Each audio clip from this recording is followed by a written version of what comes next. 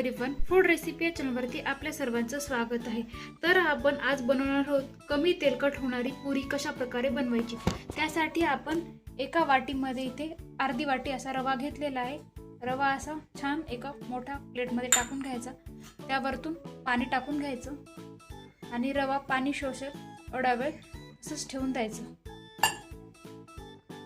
छान रव्याला पाणी शोषून घेऊ द्यायचं टम फुगेपर्यंत। रव्याने इथे छान असं पाणी शोषून घेतलेलं आहे। आता आपण यामध्ये 2 वाट्या गव्हाचं पीठ घालणार आहे।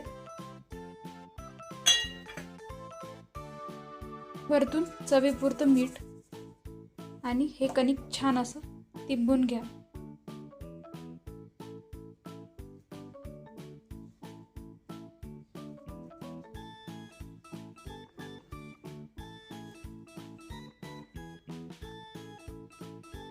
हे पहा इथे मी रव्याचा वापर करून छान असं कणिक तिंबून घेतलेले। रवा टाकून तिंबण्याचं कारण एकच आहे की आपल्या पुऱ्या जास्त तेलकट नाही होणार। आता हे 5 ते 7 मिनिटे झाकून ठेवूया, म्हणजे कणिक आपलं छान प्रकारे हे होईल। हे पहा 5 मिनिटे इथे मी पुऱ्यांचं पीठ झाकून ठेवलं होतं। आता आपण याच्या मोठ्या मोठ्या 2-3 पोळ्या लाटून घेऊ। हे पहा याची छान अशी आपण एक मोठी पोळी लाटून घेऊ।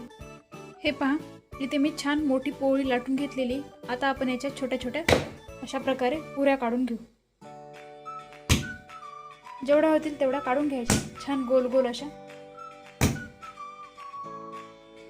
हे पहा अशा गोल आकारामध्ये इथे पुऱ्या तयार आहेत। आपल्या साईडचा सगळा भाग काढून घ्यायचा आणि पुऱ्या साईडला काढून घ्यायच्या। हे पहा आपल्या छान अशा गोल गोल पुऱ्या लाटून तयार आहेत। आपलं तेल पण गरम झालेले आहे। आता आपण एक एक सोड करून अशा पुऱ्या यात सोडून छान अशा तळून घेऊ। तेल छान गरम झालेले आहे। आता आपण यामध्ये एक एक पुरी सोडून घेऊया।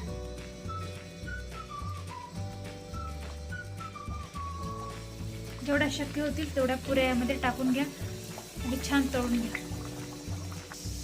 हे पहा तुम्ही इथे पाहू शकता पुऱ्या अशा आपल्या छान टम्म फुगत आहेत। छान त्याला एका साईडने छान तळू द्या, नंतर पलटी करून घ्या। छान आता एका साईडने तळलेले आहे। आता पलटी करून घेऊया मस्त आणि छान सोनेरी रंगावर तळून घ्या पुऱ्या।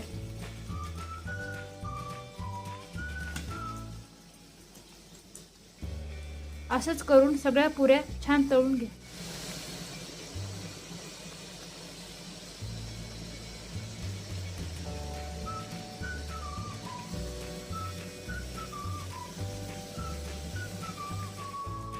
हे पहा तुम्ही इथे पाहू शकता अशा छान टम्म फुगून आपल्या पुऱ्या तयार आहेत।